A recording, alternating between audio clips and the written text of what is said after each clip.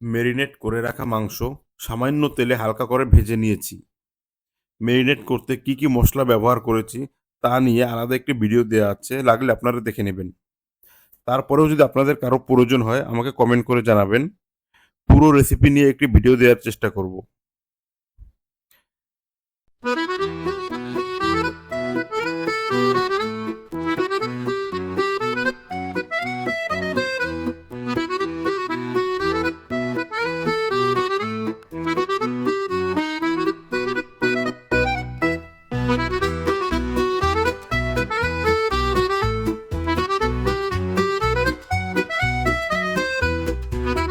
ভাজা মাংস হালকা ঠান্ডা হলে এভাবে হাত দিয়ে অথবা কাঁটা চামচ দিয়ে ছাড়িয়ে নিতে হবে।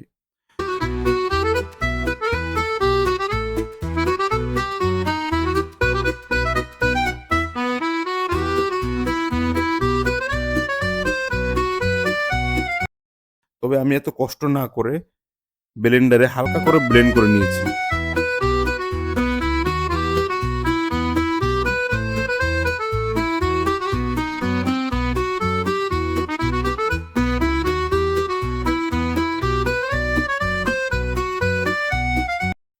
ব্লেন্ড করা মাংসের সাথে গ্রেট করে রাখা গাজর এবং শসা মিশিয়ে নিয়েছি এবং সাথে হোমমেড মেয়োনিজ।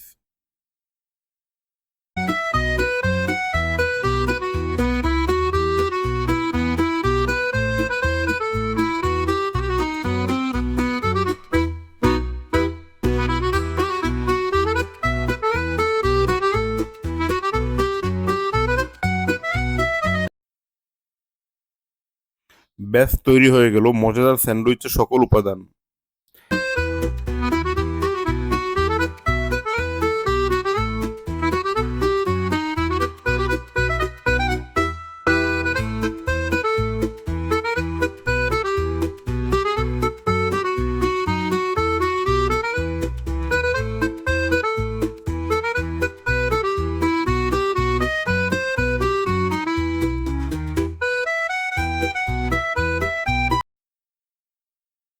এখন পাউরুটির সাথে মিশিয়ে দিলেই হয়ে গেল আমার মজাদার স্যান্ডউইচ।